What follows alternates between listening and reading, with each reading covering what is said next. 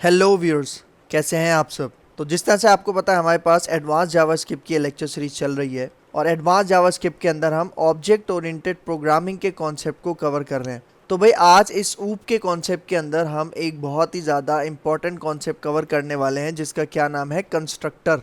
भाई देखो, एक ऐसा कॉन्सेप्ट है जिसके बगैर आपकी ऑब्जेक्ट ओरिएंटेड प्रोग्रामिंग कभी भी कंप्लीट नहीं हो सकती। अगर आप जावास्क्रिप्ट से पहले कोई और लैंग्वेजेस पढ़ के आए हो, ठीक है, जिस तरह से आपके पास जावा लैंग्वेज हो गई, ठीक है, जिस तरह से आपके पास सी शार्प प्रोग्रामिंग हो गई, इस तरह की और भी बहुत सारी ऑब्जेक्ट ओरिएंटेड प्रोग्रामिंग लैंग्वेजेस हैं, उनके अंदर भी कंस्ट्रक्टर का कॉन्सेप्ट यूज़ किया जाता है। मतलब जितनी भी ऊप लैंग्वेजेस हैं उन सब के अंदर कंस्ट्रक्टर का कॉन्सेप्ट यूज़ होता है, इसलिए ये कॉन्सेप्ट बहुत ज़्यादा इंपॉर्टेंट है। तो भाई प्रीवियस 2 लेक्चर्स के अंदर मैंने ऊप का कॉन्सेप्ट आपको कवर करवाया था, जिसके अंदर हमने क्लासेस एंड ऑब्जेक्ट्स देखा था, जिसके अंदर हमने ऊप का इंट्रोडक्शन देखा था। तो मैं रिकमेंड करूंगा कि अगर आपने हमारी प्रीवियस वीडियोस नहीं देखी तो पहले वो वाली वीडियोस देख लो, उसके बाद इस लेक्चर के ऊपर आओ। तो भाई वीडियो को स्टार्ट करने से पहले एक छोटी सी रिक्वेस्ट कि अगर आप मेरे चैनल पे फर्स्ट टाइम आए हो और अभी तक आपने मेरा चैनल सब्सक्राइब नहीं किया तो प्लीज़ मेरा चैनल सब्सक्राइब कर लो, इसके साथ साथ बेल का आइकन भी प्रेस कर लो, क्योंकि और भी बहुत सारी वीडियोस इस लेक्चर सीरीज़ के अंदर आने वाली हैं। तो ये होगा हमारा पार्ट नंबर 14 और अब हम अपना लेक्चर स्टार्ट करते हैं।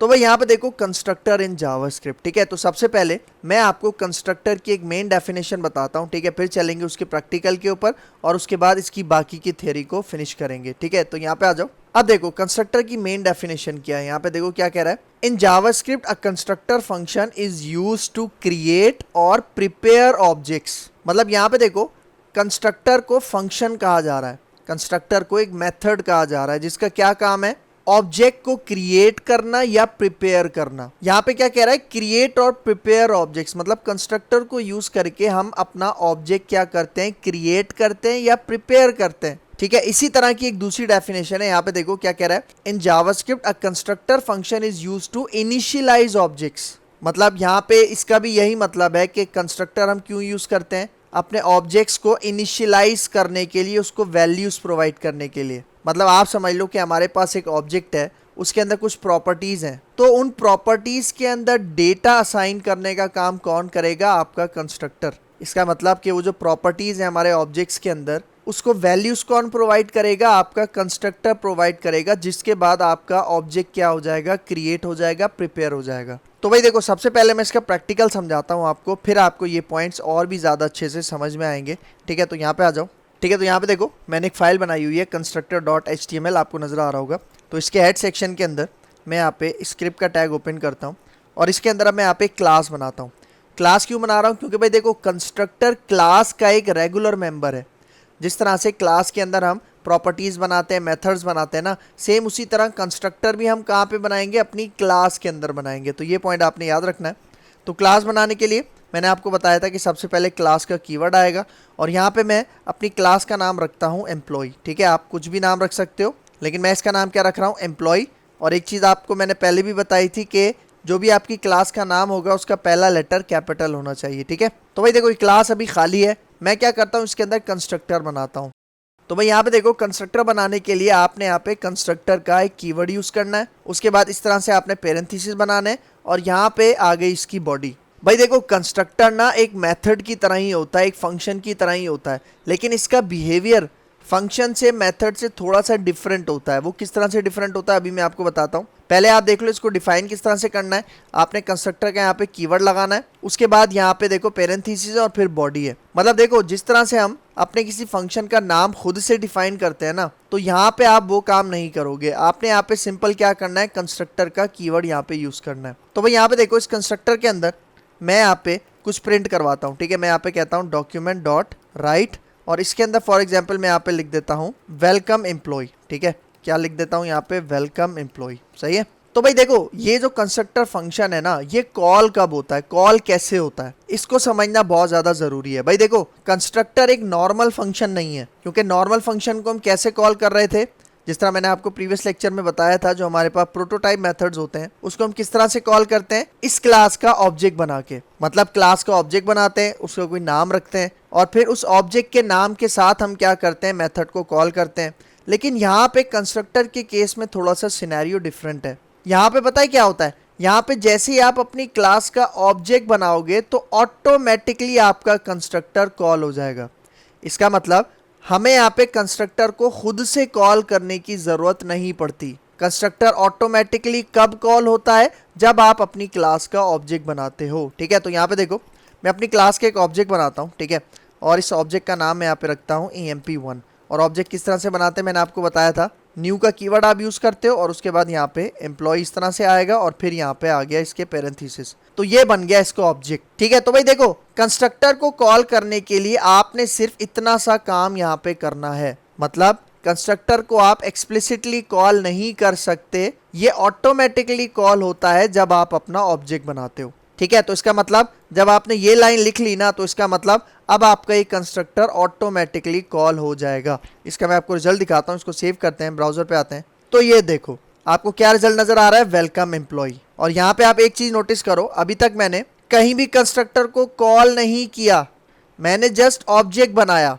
तो यही इसका पॉइंट है कि आप जैसी ऑब्जेक्ट बनाओगे आपका कंस्ट्रक्टर ऑटोमेटिक कॉल हो जाएगा। और भाई याद रखना मैंने आपको क्या बताया था कि आप अपने क्लास के मल्टीपल ऑब्जेक्ट्स बना सकते हो, मतलब जितने चाहे ऑब्जेक्ट्स बना सकते हो। तो अगर यहाँ पे देखो अभी मैंने एक ऑब्जेक्ट बनाया ना, अगर यहाँ पे मैं दो और ऑब्जेक्ट्स बनाता हूँ, ठीक है, इनके नाम मैं यहाँ पे चेंज कर देता हूँ। मैं यहाँ पे कहता हूँ emp2 और यहाँ पे कहता हूँ emp3। तो भाई देखो अब मैंने अपनी क्लास के कितने ऑब्जेक्ट्स बनाए हैं, 3 ऑब्जेक्ट्स बनाए हैं। इसका मतलब अब ये जो हमारा कंस्ट्रक्टर है ना, ये 3 दफा कॉल होगा। फर्स्ट टाइम कॉल होगा emp1 के लिए, फिर कॉल होगा emp2 के लिए और फिर कॉल होगा emp3 के लिए।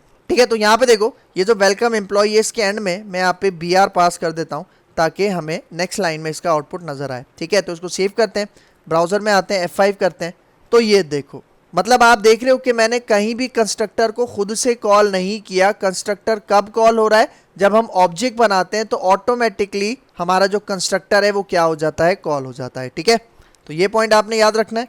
अब देखो ये जो 2 लाइन्स हैं इनको मैं कमेंट आउट कर देता हूँ, कंट्रोल/। ठीक है, तो अब एक पॉइंट आपने ये याद रखना है। अच्छा, फिर सेकंड पॉइंट, भाई देखो मैंने क्या बताया कि जैसे आप ऑब्जेक्ट बनाओगे आपका कंस्ट्रक्टर ऑटोमेटिकली कॉल हो जाएगा। लेकिन आप एक चीज नोटिस करो, इस लाइन के अंदर मैंने ऑब्जेक्ट बनाया है ना, तो इस लाइन के अंदर हमारा कंस्ट्रक्टर बेसिकली कॉल कहाँ पे हो रहा है, इसको समझना। भाई ये देखो ये जो न्यू के बाद मैंने ये लिखा है ना एम्प्लॉय और उसके बाद पैरेंथेसिस, तो इस पॉइंट पे आप समझ लो कि आपका कंस्ट्रक्टर कॉल हो रहा है। मतलब यहाँ पे देखो यहाँ पे मैंने क्या लिखा है, एम्प्लॉय और उसके बाद पैरेंथेसिस, तो ये जो एम्प्लॉय है ना ये यहाँ पे आके कंस्ट्रक्टर से रिप्लेस हो रहा है। तो इसका मतलब जब आप न्यू के बाद इस तरह से लिखते हो ना, तो यहाँ पे क्या हो रहा होता है, यहाँ पे बेसिकली आपका कंस्ट्रक्टर कॉल हो रहा होता है। मतलब आपको कंस्ट्रक्टर को कॉल करने के लिए अलग से ऑब्जेक्ट के साथ कंस्ट्रक्टर को कॉल करने की जरूरत नहीं है।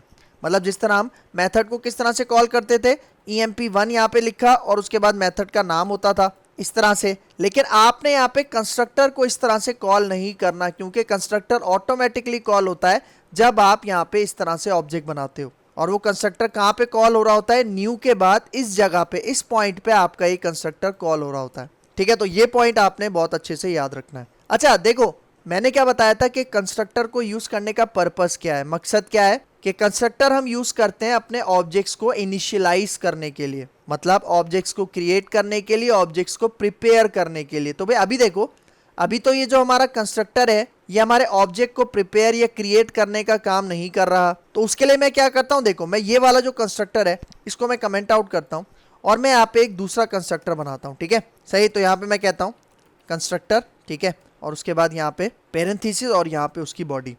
तो भाई देखो हम ना 2 टाइप्स के कंस्ट्रक्टर बना सकते हैं। ठीक है, एक तो विद पैरामीटर और दूसरा विदाउट पैरामीटर। तो यहाँ पे देखो यहाँ पे जो मैंने अभी अपना कंस्ट्रक्टर बनाया था ये विदाउट पैरामीटर कंस्ट्रक्टर था, मतलब नॉन पैरामीटराइज कंस्ट्रक्टर था। लेकिन अब जो मैं यहाँ पे कंस्ट्रक्टर बनाने जा रहा हूँ वो पैरामीटराइज कंस्ट्रक्टर होगा। जिस तरह से हम पैरामीटराइज फंक्शन बनाते हैं ना जिसके अंदर पैरामीटर्स होते हैं, सेम उसी तरह मैं कंस्ट्रक्टर बनाऊंगा। तो देखो इस कंस्ट्रक्टर के अंदर मैं यहाँ पे नेम डिफाइन करता हूँ। ठीक है, देखो एक मैंने पैरामीटर डिफाइन किया, इसका मैंने नाम क्या रखा, नेम। और देखो ये जो आपके पास नेम पैरामीटर है इसको वैल्यू कहाँ से मिलेगी, इसको वैल्यू मिलेगी यहाँ से, मतलब जहाँ पे मेरा कंस्ट्रक्टर बेसिकली कॉल हो रहा होता है यहाँ से इसको वैल्यू मिलेगी, किसको, हमारे नेम पैरामीटर को। तो देखो यहाँ पे मैं अपना नाम पास कर देता हूँ, फॉर एग्जाम्पल मैं यहाँ पे कहता हूँ आदिल। ठीक है, तो ये जो आदिल है ना ये कहाँ पे जाके स्टोर होगा, इस नेम पैरामीटर के अंदर आके स्टोर होगा। और अब देखो अब मुझे यहाँ पे क्या करना है, इस नेम पैरामीटर को मुझे एक प्रॉपर्टी के अंदर स्टोर करना है। ठीक है, तो यहाँ पे देखो मैं एक लाइन लिखता हूँ, ठीक है, मैं यहाँ पे कहता हूँ this dot name is equal to name, ठीक है। अब जरा इसका कॉन्सेप्ट समझना कि इस लाइन के अंदर मैंने किया क्या है। भाई देखो ये जो आदिल था, ठीक है, ये आदिल कहाँ पे जाके स्टोर हो रहा है, नेम के अंदर, क्योंकि मैंने क्या बताया कि इस पॉइंट पे आपका कंस्ट्रक्टर कॉल हो रहा होता है। मतलब यहाँ पे जो मैंने अपना कंस्ट्रक्टर कॉल किया है वो यहाँ पे इस कंस्ट्रक्टर को कॉल कर रहा है, और ये जो आदिल है ये कहाँ पे जाके स्टोर होगा, हमारे इस नेम के पैरामीटर में। तो अब देखो मैं क्या कर रहा हूँ, ये जो आपको राइट साइड पे नजर आ रहा है ना, ये हमारा पैरामीटर है और इसके अंदर वैल्यू क्या स्टोर है, आदिल। तो भाई अब मैं क्या कह रहा हूं कि कंस्ट्रक्टर के पैरामीटर के अंदर जो भी वैल्यू आई है वो आप इस प्रॉपर्टी के अंदर स्टोर करवा दो। कौन सी प्रॉपर्टी, उसका नाम भी क्या है, नेम।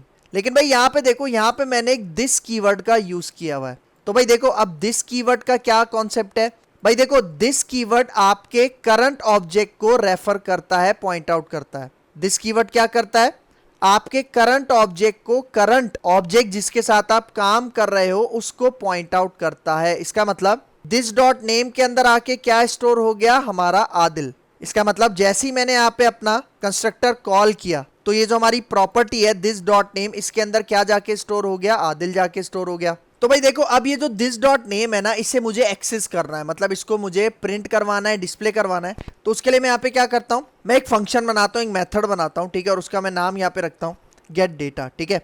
तो यहाँ पे देखो गेट डेटा के नाम से मैंने एक मेथड बना लिया, और इसके अंदर यहाँ पे अब देखो मैं कहता हूँ डॉक्यूमेंट डॉट राइट, ठीक है, और इसके अंदर यहाँ पे देखो मैं वो बैकटिक सिंटेक्स का यूज करता हूँ जो कि हम पढ़ के आए थे, ठीक है। बैकटिक सिंटेक्स टेम्पलेट लिटरल्स के अंदर हमने इसको कॉन्सेप्ट को देखा था। तो भाई देखो यहाँ पे मैं कहता हूँ नेम, ठीक है, स्ट्रिंग पास कर रहा हूँ नेम, और उसके बाद यहाँ पे देखो ये जो हम सिंटेक्स यूज करते हैं डॉलर कर्ली ब्रैकेट वाला, इसके अंदर यहाँ पे देखो मैं पास करता हूँ दिस डॉट नेम। तो भाई अब जरा कॉन्सेप्ट समझना कि हो क्या रहा है। देखो मैंने यहाँ पे इस लाइन पे ऑब्जेक्ट बनाया और इस पॉइंट पे हमारा कंस्ट्रक्टर कॉल हो रहा है, और अब हमारे पास जो कंस्ट्रक्टर है वो पैरामीटराइज कंस्ट्रक्टर है।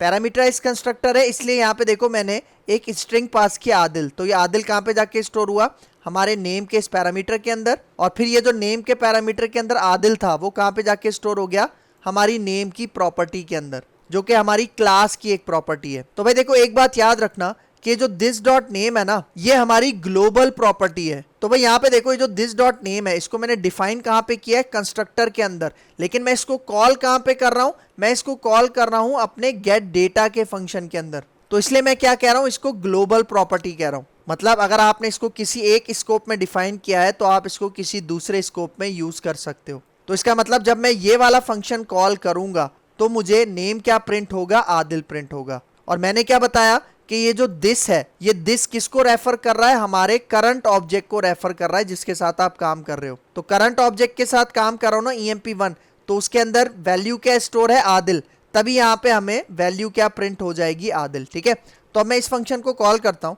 तो मैं यहाँ पे कहता हूँ EMP1 डॉट, हमारे मेथड का क्या नाम है, गेट डेटा, ठीक है। तो इस तरह से मैं क्या कर रहा हूँ, अपने मेथड को कॉल कर रहा हूँ, ठीक है। तो अब इसको सेव करते हैं, ब्राउजर पे आओ, यहाँ पे आके मैं इसको रिफ्रेश करता हूँ, तो ये देखो क्या रिजल्ट आपको देखने को मिल रहा है, नेम आदिल। सही है, समझ में आया। और भाई देखो जरूरी नहीं है कि आप यहाँ पे एक सिंगल पैरामीटर ही पास करो, आप यहाँ पे मल्टीपल पैरामीटर्स भी पास कर सकते हो। जिस तरह यहाँ से देखो मैं यहाँ पे नेम, एज, और फिर मैं यहाँ पे कहता हूँ डेजिग्नेशन, ठीक है। 3 पैरामीटर्स मैंने यहाँ पे पास कर दिए। इसका मतलब अब मुझे यहाँ पे जहाँ पे मेरा कंस्ट्रक्टर कॉल हो रहा है, यहाँ पे मुझे 3 वैल्यूज पास करनी पड़ेंगी। एक तो नेम हो गया स्ट्रिंग, उसके बाद मैं यहाँ पे एज कह देता हूँ, ठीक है, 30, और उसके बाद यहाँ पे मैं डेजिग्नेशन कह देता हूँ, फॉर एग्जांपल मैनेजर, ठीक है। तो आदिल स्टोर होगा नेम के अंदर, 30 स्टोर होगा एज के अंदर, और मैनेजर स्टोर होगा डेजिग्नेशन के अंदर। तो अब इन सब के लिए यहाँ पे मैं प्रॉपर्टीज भी बना लेता हूँ। तो यहाँ पे मैं कहता हूँ this dot age is equal to age, ठीक है। और फिर यहाँ पे देखो मैं कह रहा हूँ दिस डॉट डेजिग्नेशन, ठीक है, इज इक्वल टू डेजिग्नेशन। सही है, समझ में आ रहा है। मतलब देखो इज इक्वल टू के राइट हैंड साइड पे जो आपको देखने को मिल रहे हैं ना, ये हमारे पैरामीटर्स हैं। तो इनके अंदर जो भी वैल्यूज आएंगी वो हमारे पास इन प्रॉपर्टीज के अंदर क्या हो जाएंगी, स्टोर हो जाएंगी। तो अब इसी को मैं यहाँ पे एक्सेस करता हूँ। तो यहाँ पे देखो मैं यहाँ पे एक BR लगा देता हूँ, ठीक है, और इसी लाइन को मैं यहाँ से कॉपी करता हूँ, नीचे पेस्ट करता हूँ, और यहाँ पे देखो अब मैं कह रहा हूँ दिस डॉट एज, ठीक है, और उसके बाद नीचे आके इसको दोबारा पेस्ट करते हैं, और लास्ट है हमारे पास दिस डॉट डेजिग्नेशन, ठीक है। ठीक है, तो मैंने क्या बताया, जो दिस है ये हमारे EMP1 के ऑब्जेक्ट को पॉइंट आउट कर रहा है। इसका मतलब ये मैंने जितनी भी वैल्यूज यहाँ पे स्टोर की हैं, दिस डॉट नेम में, दिस डॉट एज में, दिस डॉट डेजिग्नेशन में, इन सब का डेटा हमें यहाँ गेट डेटा क्या करके देगा, प्रिंट करके देगा, ठीक है। तो अब इसको सेव करते हैं, ब्राउजर पे आओ, यहाँ पे आके F5 करते हैं तो देखो क्या रिजल्ट मिल रहा है आपको, आदिल 30 और मैनेजर। अच्छा स्ट्रिंग मुझे यहाँ पे चेंज करना था, ठीक है। यहाँ पे देखो, यहाँ पे मैं इसको कह देता हूँ एज, ठीक है, और यहाँ पे मैं इसको कह देता हूँ डेजिग्नेशन, ठीक है। सेव करते हैं, यहाँ पे आते हैं F5 करते हैं तो देखो अब बिल्कुल सही रिजल्ट आपके पास आ रहा है। अच्छा तो अब यहाँ पे देखो, अभी मैंने यहाँ पे एक सिंगल ऑब्जेक्ट बनाया ना इस क्लास का, कौन सी क्लास का, हमारी एम्प्लॉय क्लास का। तो अब यहाँ पे मैं मल्टीपल ऑब्जेक्ट बनाता हूँ, ठीक है। तो यहाँ पे देखो मैं ये दोनों लाइंस यहाँ से कॉपी करता हूँ और इसको मैं नीचे यहाँ पे इस तरह से पेस्ट करता हूँ। और अब देखो इस ऑब्जेक्ट का नाम मैं रखता हूँ एम्प्लॉय2, ठीक है, EMP2। और यहाँ पे अब मैं वैल्यूज चेंज करता हूँ, ठीक है। मैं यहाँ पे कहता हूँ आकाश, ठीक है, और यहाँ पे आकाश की एज मैं कह देता हूँ 35 और यहाँ पे आकाश को हम बना देते हैं CEO, ठीक है। तो यहाँ पे EMP2 है ना ऑब्जेक्ट का नाम, तो यहाँ पे मैं ये जो गेट डेटा वाला फंक्शन है इसको भी कॉल करूंगा अपने EMP2 ऑब्जेक्ट के साथ, ठीक हो गया। तो अब भाई यहाँ पे देखो हमारे पास कंस्ट्रक्टर तो एक ही है ना ये वाला, लेकिन अब देखो ये जो मैंने EMP2 वाला ऑब्जेक्ट बनाया है इसके अंदर यहाँ पे देखो मैंने वैल्यूज डिफरेंट पास की हैं। तो इस केस में क्या होगा, ये जो आकाश है ये नेम में जाके स्टोर होगा, 35 एज में जाके स्टोर होगा और CEO हमारे पास डेजिग्नेशन में जाके स्टोर होगा। और ये तीनों पैरामीटर्स हमारी इस ग्लोबल प्रॉपर्टीज के अंदर क्या हो जाएंगे, स्टोर हो जाएंगे। तो भाई देखो अब इस पॉइंट पे ये जो दिस कीवर्ड है ना ये हमारे EMP2 वाले ऑब्जेक्ट को पॉइंट आउट कर रहा है, रेफर कर रहा है। तो ये फायदा है किसका, दिस को यूज करने का। मतलब जब मैं EMP1 के साथ काम कर रहा था तो ये दिस कीवर्ड हमारे पास किसको पॉइंट आउट कर रहा था, EMP1 ऑब्जेक्ट को। लेकिन अब यहाँ पे देखो मैं EMP2 ऑब्जेक्ट यहाँ पे बना रहा हूं और इसके अंदर वैल्यूज भी मैंने डिफरेंट पास किए हैं। तो अब इस केस में हमारे पास ये जो दिस कीवर्ड है ना ये EMP2 के साथ काम करेगा। और यहाँ पे देखो ये जो मैंने EMP2.getData लिखा है तो ये जो डेटा प्रिंट करवाएगा वो कौन सा डेटा प्रिंट करवाएगा, ये आकाश वाला। तो इसलिए हमने यहाँ पे कॉन्सेप्ट यूज किया था किसका, दिस कीवर्ड का। तो दिस कीवर्ड क्या करता है, करंट ऑब्जेक्ट को जिसके साथ आप काम कर रहे हो उसको रेफर करता है, उसको पॉइंट आउट करता है, ठीक है। तो अब इसको सेव करते हैं, इसका रिजल्ट मैं आपको दिखाता हूँ, ठीक है। यहाँ पे आ जाओ, F5 करता हूँ तो ये देखो ये आदिल का डेटा आ रहा है और अब यहाँ पे देखो ये आपके पास आकाश का डेटा आ रहा है, ठीक है। तो देखो मैंने कंस्ट्रक्टर की डेफिनेशन आपको क्या बताई थी कि कंस्ट्रक्टर क्या करता है, हमारे ऑब्जेक्ट को क्रिएट करता है, प्रिपेयर करता है, इनिशियलाइज करता है। तो भाई देखो कंस्ट्रक्टर यही काम कर रहा है ना कि भाई ये जो कंस्ट्रक्टर की तीन प्रॉपर्टीज है, नेम, एज और डेजिग्नेशन, इनको वैल्यूज कौन प्रोवाइड कर रहा है, इनको वैल्यूज प्रोवाइड कर रहा है आपका ये कंस्ट्रक्टर। मतलब जब मैंने यहाँ पे कंस्ट्रक्टर को कॉल किया और तीन चीजें प्रोवाइड की तो ये तीन चीजें इसके पैरामीटर में जाके स्टोर हुई और पैरामीटर से इन प्रॉपर्टीज के अंदर जाके क्या हो गई, इनिशियलाइज हो गई। तो मतलब आप समझ लो कि ये जो हमारे ऑब्जेक्ट्स हैं इनको इनिशियलाइज और प्रिपेयर करने का काम कौन कर रहा है, आपका कंस्ट्रक्टर कर रहा है। और फिर जब मुझे इसका डेटा गेट करना था जो कंस्ट्रक्टर ने सेट करवाया था तो गेट डेटा के लिए यहाँ पे मैंने एक सेपरेट फंक्शन बना लिया, मेथड बना लिया, ठीक है। तो एक ये पॉइंट बहुत ज्यादा इंपॉर्टेंट है, ठीक है। अब इसके कुछ थ्योरेटिकल पॉइंट्स हैं, यहाँ पे आ जाओ, ठीक है। दोनों पॉइंट्स अब आपको समझ में आ गए होंगे। थर्ड पॉइंट देखो क्या कह रहा है, whenever we create an object constructor is invoked. देखो वही पॉइंट कि जब भी आप ऑब्जेक्ट बनाओगे आपका कंस्ट्रक्टर इन्वोक हो जाएगा, कॉल हो जाएगा, एग्जीक्यूट हो जाएगा। क्योंकि मैंने क्या बताया, नॉर्मल मेथड को हम किस तरह से कॉल करते हैं, पहले ऑब्जेक्ट बनाते हैं फिर ऑब्जेक्ट के साथ डॉट लगा के नॉर्मल मेथड को कॉल करते हैं। लेकिन यहाँ पे ऐसा नहीं है, यहाँ पे आपने सिर्फ ऑब्जेक्ट बनाना है तो उस ऑब्जेक्ट की जो लाइन लिखते हो उस केस में आपके पास ऑटोमेटिकली कंस्ट्रक्टर कॉल हो जाता है, इन्वोक हो जाता है, ठीक है। फिर आ जाओ नेक्स्ट पॉइंट। अब यहाँ पे देखो क्या कह रहा है, constructor is a special type of function. Constructor को एक स्पेशल टाइप का फंक्शन कहा जा रहा है। क्यों, एक तो आप इसका नाम खुद से सेट नहीं कर सकते और दूसरा आप इसको खुद से कॉल नहीं कर सकते, ये ऑटोमेटिकली कॉल होता है जब आप ऑब्जेक्ट बनाते हो, ठीक है। फिर आ जाओ आगे। अब देखो क्या कह रहा है, constructor is called automatically when we create an object, we don't need to call the constructor explicitly. Explicitly का मतलब मैनुअली, मतलब कंस्ट्रक्टर को आपको खुद से कॉल करने की जरूरत नहीं पड़ती। आप क्या करोगे, जस्ट ऑब्जेक्ट बनाओगे और जैसे ही आप ऑब्जेक्ट वाली लाइन लिखोगे आपका कंस्ट्रक्टर उसी पॉइंट पे ऑटोमेटिकली कॉल हो जाएगा। फिर देखो next point, constructor is created by using constructor keyword. मतलब कंस्ट्रक्टर अगर आपको बनाना है तो उसके लिए आपको कंस्ट्रक्टर का कीवर्ड यूज करना है, जिस तरह से अभी मैंने आपको प्रैक्टिकल में बताया, ठीक है। फिर आगे आ जाओ। अब यहाँ पे देखो क्या कह रहा है, constructor is a regular member of a class just like properties and methods. मतलब देखो कंस्ट्रक्टर को क्या कह रहा है कि कंस्ट्रक्टर हमारे पास रेगुलर मेंबर ही होता है जिस तरह से हमारे पास प्रॉपर्टीज होते हैं और मेथड्स होते हैं। और देखो मोस्टली जितनी भी क्लासेस बनते हैं उसके अंदर हम कंस्ट्रक्टर लाजमी बनाते हैं, क्योंकि कंस्ट्रक्टर का ही क्या काम है, हमारे ऑब्जेक्ट को प्रिपेयर करना, क्रिएट करना, इनिशियलाइज करना। तो भाई देखो लास्ट क्लास में मैंने आपको ये जो प्रॉपर्टीज बनाना सिखाई थी, ठीक है, वो मैंने आपको कंस्ट्रक्टर के अलावा बनाना सिखाई थी, लेकिन मैंने आपको वहां पे ये भी बताया था कि भाई ये बेस्ट प्रैक्टिस नहीं है, मतलब ये रिकमेंडेड वे नहीं है कि जो प्रॉपर्टीज हैं ये आप कंस्ट्रक्टर के अलावा क्लास के अंदर बनाओ, ठीक है। तो बेस्ट प्रैक्टिस यही है, रिकमेंडेड वे यही है कि आप जो अपनी प्रॉपर्टीज बना रहे हो वो कंस्ट्रक्टर के अंदर इस तरह से बनाओ और इसी तरह से इसको इनिशियलाइज करो, ठीक है। फिर यहाँ पे देखो नेक्स्ट पॉइंट, अब देखो बहुत ज्यादा इंपॉर्टेंट, अ क्लास में ओनली हैव वन कंस्ट्रक्टर। मतलब देखो यहाँ पे रिस्ट्रिक्शन उसने लगा दी कि भाई आपका जो क्लास है ना उसके अंदर सिर्फ और सिर्फ एक ही कंस्ट्रक्टर हो सकता है। भाई देखो मैंने आपको बताया कि भाई हमारे पास जावा भी ऊप लैंग्वेज है, हमारे पास सी शार्प प्रोग्रामिंग भी ऊप लैंग्वेज है, लेकिन उसके अंदर ऐसा नहीं होता था। ये चीज़ हमारे पास उन प्रोग्रामिंग लैंग्वेजेस से थोड़ा सा डिफरेंट है। मतलब जावा और सी शार्प के अंदर हम मल्टीपल कंस्ट्रक्टर्स बना सकते थे, लेकिन जावास्क्रिप्ट के अंदर हमें रिस्ट्रिक्ट कर रहा है कि हम एक ही कंस्ट्रक्टर बना सकते हैं। किस तरह से, यहाँ पे देखो देखो ये जो मैंने पहले कंस्ट्रक्टर बनाया था ना, इसको मैं अनकमेंट करता हूँ Ctrl//। तो अब यहाँ पे देखो हमारी क्लास के अंदर बेसिकली दो कंस्ट्रक्टर हैं, एक हमारे पास नॉन पैरामीटराइज कंस्ट्रक्टर है और एक हमारे पास पैरामीटराइज कंस्ट्रक्टर है।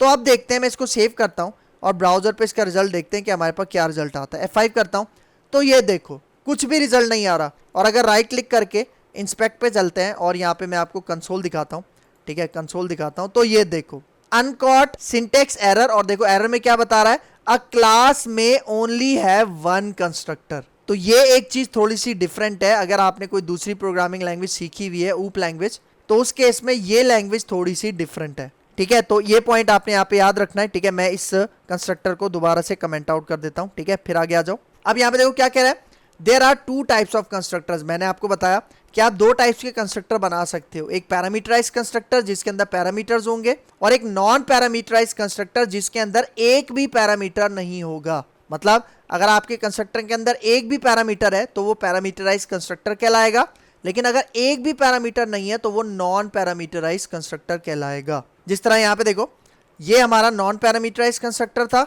और ये हमारा पैरामीटराइज कंस्ट्रक्टर था जिसके अंदर मैंने 3 पैरामीटर्स का कॉन्सेप्ट यूज किया, ठीक है। तो ये इसका एक पॉइंट है। और फिर देखो मैंने आपको बताया था दिस कीवर्ड, दिस कीवर्ड का क्या काम है, यहाँ पे देखो this keyword is used to refer to the current object. Current object मतलब जिस तरह से मैंने दो ऑब्जेक्ट बनाए थे ना, emp1 और emp2, तो जब मैं दिस को emp1 के साथ यूज कर रहा था तो क्या हो रहा था, emp1 का डेटा हमें प्रिंट हो रहा था, और जब मैं दिस को emp2 के साथ यूज कर रहा था तो उस केस में हमें डेटा डिफरेंट प्रिंट हो रहा था, क्योंकि दिस को पता होता है कि आप कौन से ऑब्जेक्ट के साथ काम कर रहे हो, तो उसी ऑब्जेक्ट का डेटा सेट भी करवाता है और गेट भी करवा के आपको देता है, ठीक है। तो ये कॉन्सेप्ट था हमारे पास कंस्ट्रक्टर का, ठीक है। तो यहाँ पे हमारी वीडियो हो गई वाइंड अप। तो अगर आपको ये लेक्चर समझ में आया तो मेरा चैनल जरूर सब्सक्राइब करना और इसके साथ साथ बेल का आइकन भी प्रेस करना, क्योंकि और भी बहुत सारी वीडियोस इस लेक्चर सीरीज के अंदर आने वाली हैं। तो इस लेक्चर के अंदर कोई भी कंफ्यूजन है तो कमेंट बॉक्स में मुझसे जरूर पूछ लेना। तो मिलते हैं इंशाल्लाह नेक्स्ट लेक्चर में, तब तक के लिए देखते रहिए मेरा चैनल प्रोग्राम मेंटोर।